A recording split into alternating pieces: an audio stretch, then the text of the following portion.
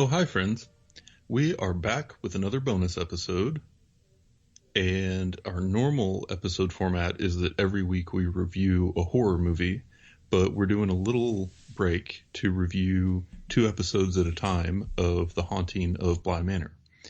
And we did something similar back when The Haunting of Hill House was relatively new. And we've been excited about Bly Manor for a long time and wanted an excuse to talk about it. So this week's we'll be covering episodes 7 and 8. If you are randomly listening for the first time, this is probably not a good place to start.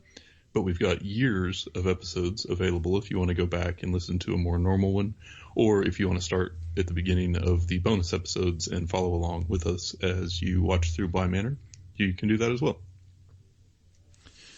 Welcome to the shit show. I'm glad that you are here. Is that a comment on the quality of our podcast or a comment on the quality of this episode? The shit show is called Bly Manor. We're gonna get. I feel like we're good. Yeah.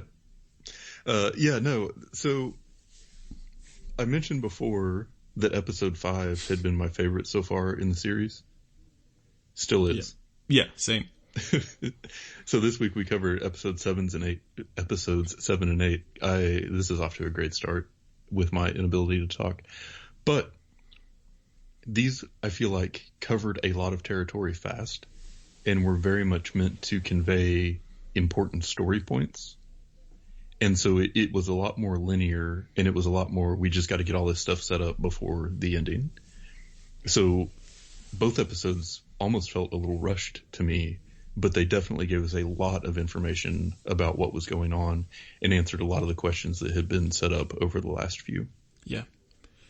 Yeah, it seemed like the last 2 episodes kind of revolved around like specific people. So you had like Hannah Gross and then, Henry plus, Flora's dreams and stuff. And this one, I feel like kind of changed it up just a tad.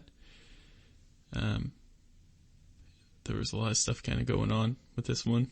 So they'd gotten away from this a little bit, but in this one, they definitely did that thing we like where the episode ends on something super intense and then the next episode starts just like right in the moment of that. Mm-hmm.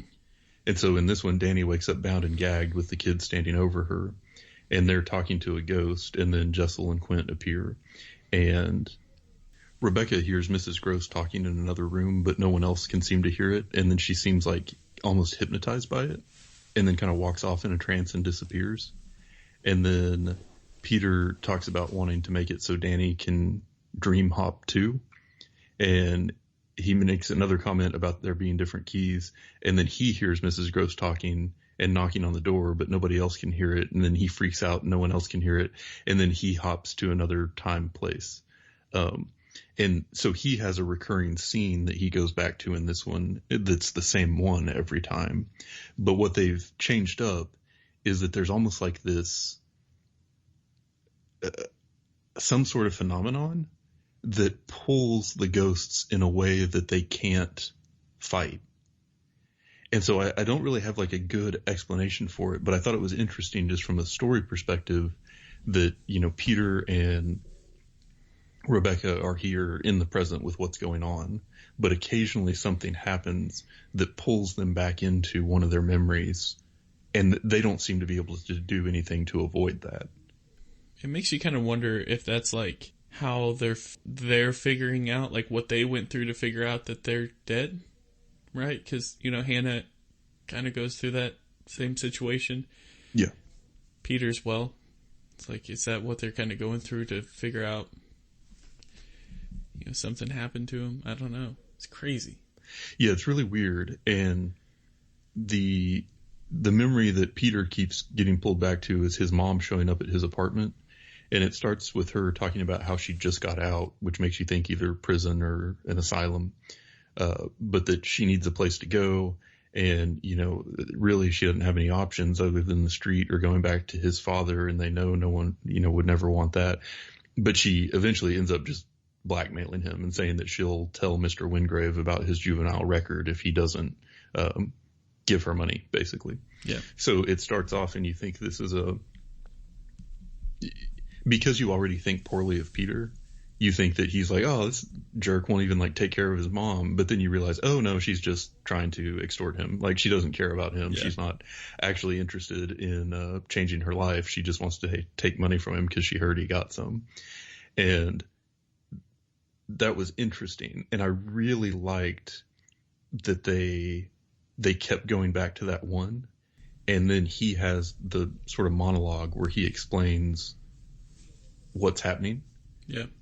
In the, like he was abused by his dad as a kid, but that's not the memory he gets taken back to. It's this one, and how his mom had been like complicit in allowing that to happen, and that it wasn't fair that other people got to go to different memories and they weren't all bad, but he always came back to this one, and he says it's hell.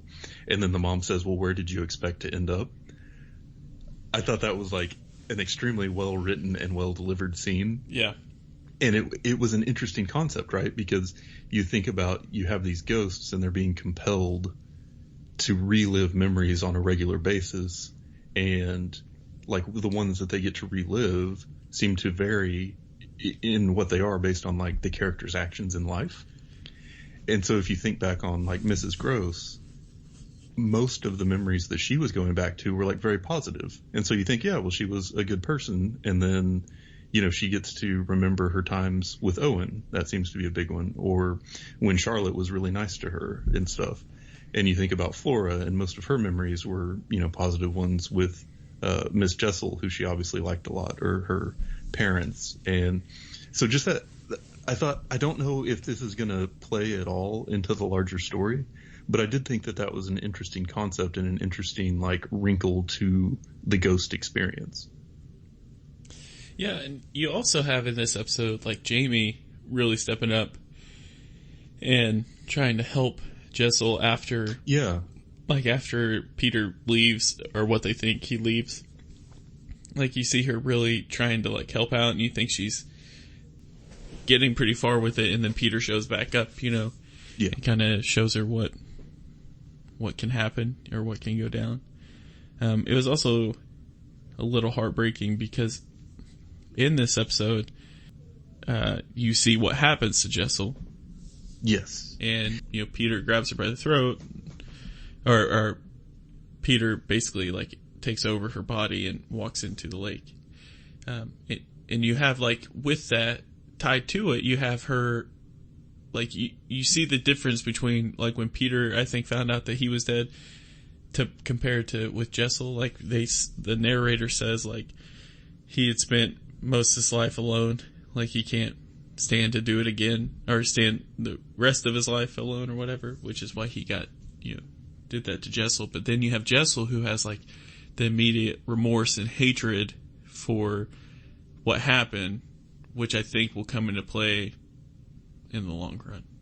Well, yeah. And so, again, I think that you find out even in death, Peter's a dick. Yeah. Like very selfish, because so he starts off and he comes back and he shows himself to Jessel, and he's like, talking to her about how much he wants to be with her forever and, wants to stay with her and on and on. But then you kind of find out he's really wanting to just find an experiment to see if she can get him out of Bly. But he possesses her and has her run towards, the boundary, and it doesn't work, just like he said it doesn't when he's on his own. And then after that happens, he just disappears for a week and doesn't show up or talk to her or interact with her. And then he comes back and says he's been like, experimenting, and researching and trying to figure out how, and he thinks now he has an idea for how they can get out and how they can be together forever. And he's very much like talking her into it. And then he possesses her and walks her body out into the lake. But then in the last moments of drowning, he leaves so that she has to experience that. Yeah. So it was all just kind of like a plot to get her to also be a ghost and to be stuck there with him. And then he is talking to the kids, and it seems like he's kind of trying to do the same thing with them. And so it's like this whole time he's just been manipulating and using people. Yeah. And that's been like his whole life. And so even though now he's like having this what seems to be eternal punishment of having to go relive his most painful memory over and over, it really hasn't changed him. Yeah. It also has the scene where Peter is talking about what happens to them if they stay too long. Yes. Yeah. And he picks up one of the ghosts that was in the attic. Yeah. I think it was the one face. when they were when they were playing hide and seek. But he like picks her up and is like, this could happen. This is gonna happen to us, and the no face and all that, and then just like tosses her back down. Yeah. So it's just like he's just like in control of things. It very aggressive. It's like, gosh, like even in death, this guy is. When he lets it out, like when he's not trying to be the smooth talking manipulator, he's dangerous. Which like makes it like kind of an interesting, like you're seeing the reason why these ghosts are wanting to possess people, right? Mm-hmm. Sure. So they can actually not be a ghost, and it's an interesting way of how things are.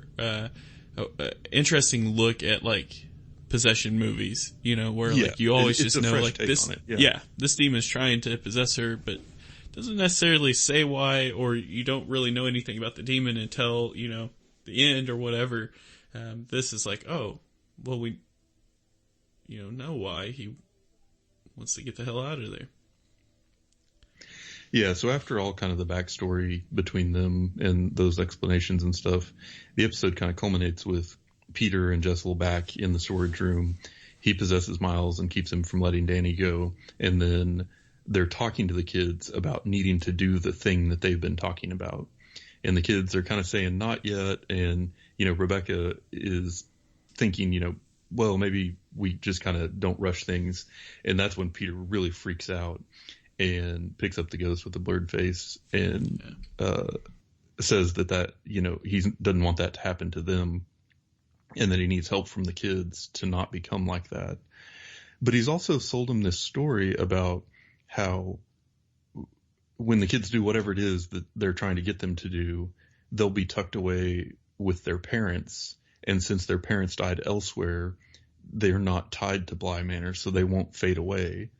And so they'll be at their forever house with their parents, and everyone will be safe.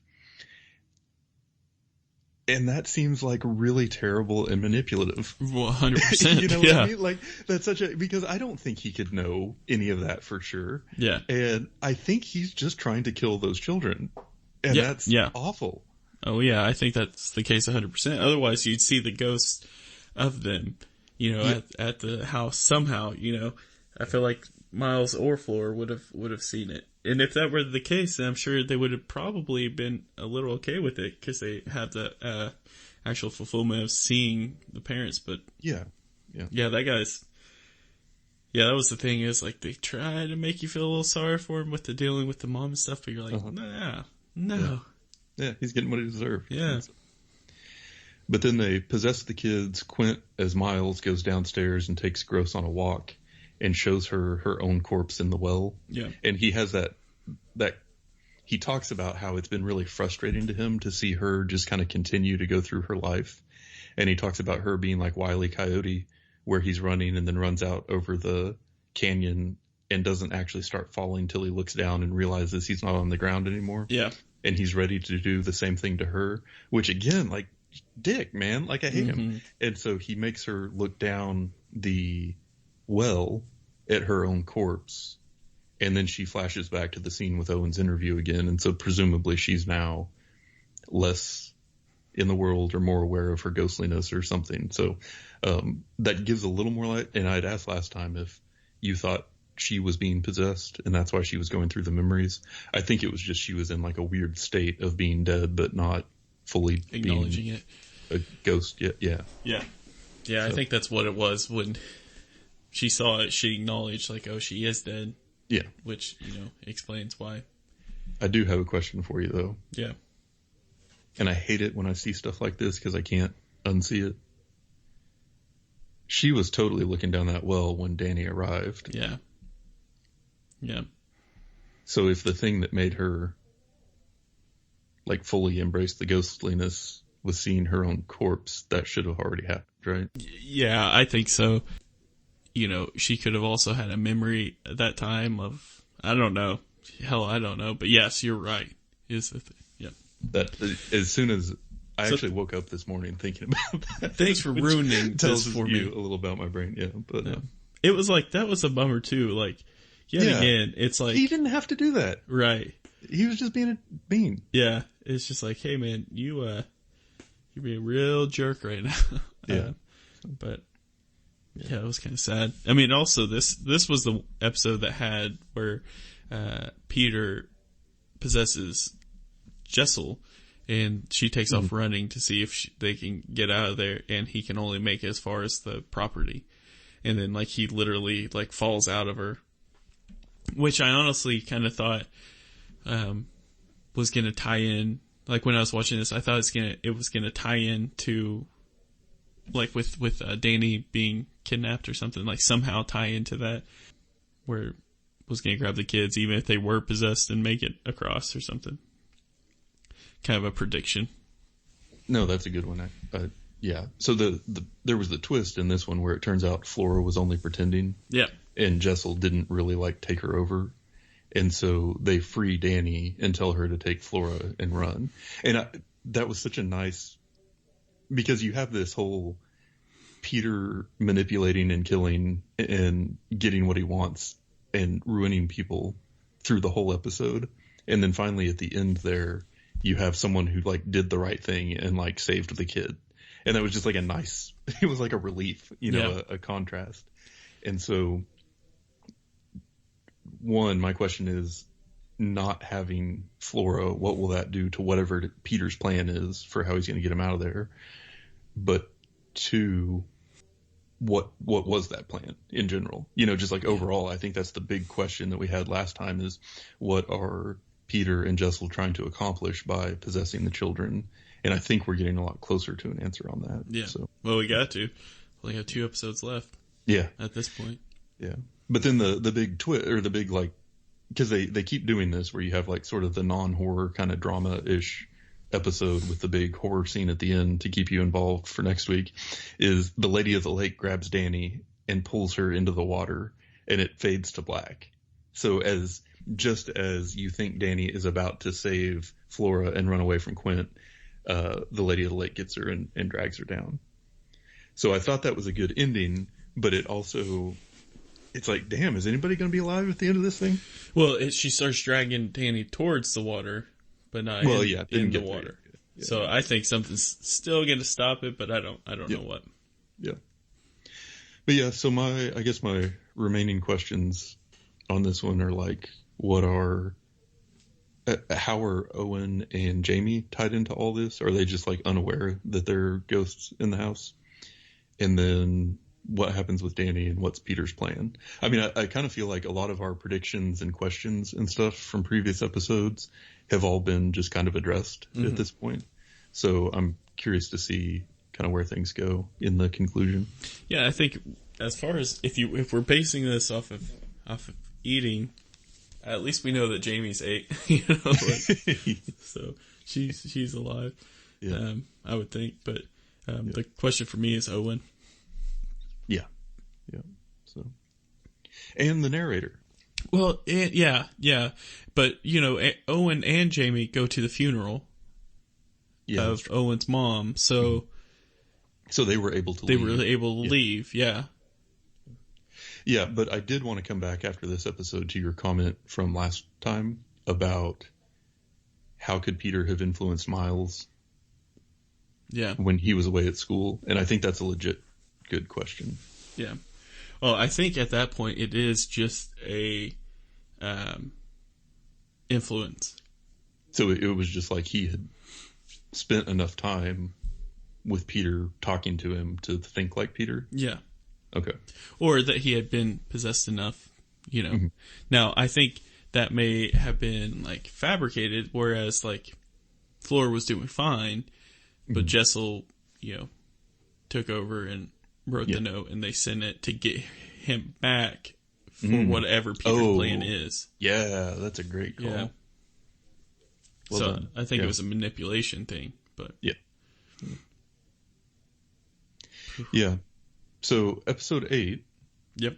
is called The Romance of Certain Old Clothes. And it both starts and ends with a replay of the scene from the end of episode 7. Yes. So the main storyline moves along not at all. Yeah. And the entire thing is a flashback of how Bly Manor came to be haunted in the first place. Yeah. This one, for whatever reason, was shot entirely in black and white. Yeah. And the narrator also, talked a lot during it. Yes, the narrator talked a whole lot and had a very complete history about the whole background of the place, right. which I thought was interesting. But it was pretty boring. Don't want to bury the lead here, but Viola was the lead from Hush. She's also one of the sisters too, right? Yeah. She was in Hush, which is a very good movie. Yes.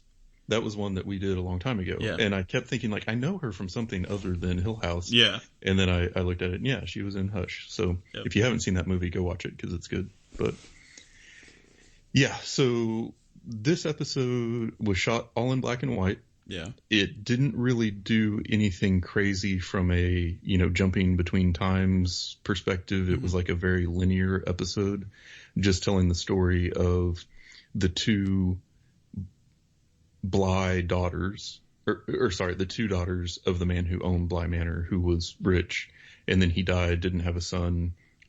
So kind of whoever married into the family would get the fortune, and all these men were around. They ended up marrying one of their cousins named Arthur that they liked, and then Viola had a kid with him, and then she got really sick, and they said that she should have died, but she didn't, and they said it was just by like sheer force of will. Like even Death stopping by the house to check on her each night because she was too stubborn and wasn't going to go. And then, anyway, she lives for years and is kind of sick and dying. And, her sister talks to her one night about how she needs to think about like her daughter's memory of her because it's just going to be her as like sick and mean and not part of her life. So she ends up locking away all her clothes and jewels and makes Arthur promise to keep them safe and give them to the daughter when she's old enough. And then she basically gets killed by her sister when the husband is on vacation or on a business trip. Yeah.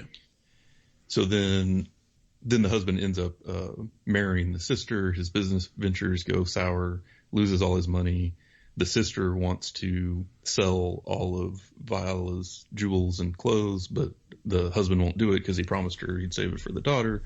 And then the sister sneaks into his office one night, gets the keys, goes to open the old trunk that it's all in, and she's holding up this dress, looking at it in the moonlight, and then the arms of the dress reach out and grab her by the throat and strangle her to death. Yeah, straight up. And so then you have this, like, telling that sequence of events from Viola's perspective. And so the night that she died, she woke up in a bed with like a veil over her, and she gets up and looks around, and she's in this room where she has all of her clothes and jewels, but she can't get out of it. And I guess this is where it stopped really making sense to me, because somehow she was tied to the inside of the trunk, and she knew that when her daughter finally opened it, that she would be free and with her family again. Mm-hmm. For some reason. And then she's just sitting there waiting, and then finally the trunk opens and she sees it's her sister, so she gets mad and strangles her. But then Arthur is really superstitious, and so he and his daughter sell the manor, but he saw the way that the sister looked dead and thinks the trunk must be cursed, so he throws it in the lake before they leave. So that's when Viola becomes the Lady of the Water, and this whole sleep, wake, walk thing is continuing throughout the episode. And they talk about her soul creating a gravity that holds her to Bly. Yeah. And that as she kills these other people who come into the house that she sees over time, they get caught in her gravity, and the same gravity that holds her to the manor holds them as well. So every time she sleeps, she forgets more about herself, wakes up, goes back to the bedroom to check on her kid, sees someone else in the house and kills them, but then forgets more about herself, forgets what she's done, and she's just kind of starting to fade away. And so her face is getting blurrier and blurrier, and it talks about her not even really being herself, but being more of just like a feeling and an energy. Yeah. And then it ends with her grabbing Danny and dragging her back towards the lake. Yeah. Yeah, you find, like, they talk about, like, how she forgets what, she's even forgot what she's, doing, and she forgot what the kid looks like, which is when she takes what ends up being, like, the kid ghost that you see throughout the show. But you also see, like, the plague doctor, like, in this episode, which I thought was interesting when they're kind of reliving it. It was crazy because they had, like, the scene where, like, the narrator was saying basically, like, she would sleep, she would walk, she would repeat or whatever. Like, they said it like 3,000 times on there, and you're just thinking, like, gosh, that's such a crazy, way to live, and well, and the way that they described her feeling of, like, going into that room and looking and seeing the bed empty, and that being, like, the most heartbreaking feeling every night, and then she would go back to, like, hide in the cold waters of the lake, and then sleep and forget about it, and then wake up and relive it. Yeah, it's almost, to me, that sounds very much like the hell, that Peter described before, where, like, having to relive your most painful memory over and over and over until eventually it just wears away at you and there's nothing left. And it was sad. It wasn't particularly scary, and it was just kind of this happened and then this happened and then this happened for an hour, and it didn't, I don't know, it explained more of, like, what was going on, but it didn't really advance the main storyline at all. Yeah, it was more so just an explanation episode. Yeah. Tell you how things got there, why they got there, and all that. I mean, it was really sad, like, when she thought she was leaving with them when they were moving out, and she was, like, kind of happy. Yeah. And you saw her just kind of, like, setting, and the light was changing, and just all this stuff. And all of a sudden, you realize that they're throwing her in the water. And you're just like, oh, that's pretty gnarly. Yep. I mean, they wouldn't have done it, obviously, if they know, but... Yeah, I'd be mad too. Yeah, and all this, is based off of her refusing to read her last rites. Yeah. So she was kind of stuck there. Yeah, it was a very sad story. But I don't really feel like there's a whole lot to unpack from it, other than that I have a theory. Well, the black and white threw it off for me too. It did. Yeah. I didn't like that choice. Yeah, I was just like, it kind of bothers me, like, watching something that's, like, filmed with HD cameras in black and white, because it's just like, well, this is just okay. So the only theory I could come up with on that is that in the final episode 9, they're going to include flashbacks to this timeline interweaved with flashbacks from the current, and they wanted it to be black and white because the first time they tried to do it, it was too confusing with both being in color. Makes sense. But that's completely unfounded. That was just a guess. Yeah. Yeah, it definitely makes sense. Yeah. So really at this point, I mean, we kind of mentioned even after episode 7, we'd had a lot of questions answered. Even more have been answered at this point, and I think there's really kind of only 2 things to track going into episode 9. One is, who the hell is the narrator, and how do they know all of this information about hundreds of years of history of this house and, like, the details of the personal lives of everybody? But then the other is, what was Quint and Jessel's plan? How were they? Because they've said by taking the kids, they'll be able to get away. So what is it that will allow them to do that? Well, I think it's the permanent haunting, or like how you always, they were saying, like, you have to allow them in. Mm-hmm. Yeah. I think it's something with that, because I don't think them touching you to go in, they were talking about hiccups with that, right? Yeah. So they were saying, like, I don't even mind the hiccups, like, whatever it is. I think it's something with that. But yet again, I mean, I'm sure they'll tell us for sure in episode 9, but that's my guess. I have a bold prediction for episode 9. What's that? I think that Peter is after those keys to open the chest in the water and release Viola. Because if she's gone, then her gravitational pull is gone, and then those ghosts shouldn't be tied to the manor anymore. Oh, that's interesting. Because it seemed like the episode really focused on those keys and on her being contained by that box. Yeah. And with as much as Peter has talked about keys through this whole series, it just seems like there has to be something there. Well, how did she get out of the thing to kill all the other people? Like, how'd she get out of the chest to do that? Yeah, that's a good point. I just don't know. Yeah. I mean, they talked, like, they were doing, like, that sleep, wake, walk, whatever, repeat thing over and over. And I think something was said then, but probably just wasn't paying attention. Yeah. I don't know. I don't know. We'll see. Anyway. So, did you have any wild predictions for the last episode? Maybe Hannah Gross comes in and saves the day. I'd like that. Yeah. That's all I got. I'm excited to see episode 9, but at the end of episode 8, I wasn't like, okay, I absolutely have to watch it now. Right. Yeah. So, yeah. Like, I'm glad that I'll be able to do that today, but I feel like they've answered so many questions at this point that I'm not, like, as much on the edge of my seat about anything as I have been after previous episodes. It would be funny if, like, episode 9 was just, like, 15-minute, episode because they answered everything else. Yeah. It was just like, what happens? It's just like they do, like, the end of a documentary where they're like, Hannah Gross went on to... Yeah. They're playing, like, some real emotional, like, In the Arms of the Angels or something. Yeah. To bring awareness to Bly Manor hauntings. Yeah.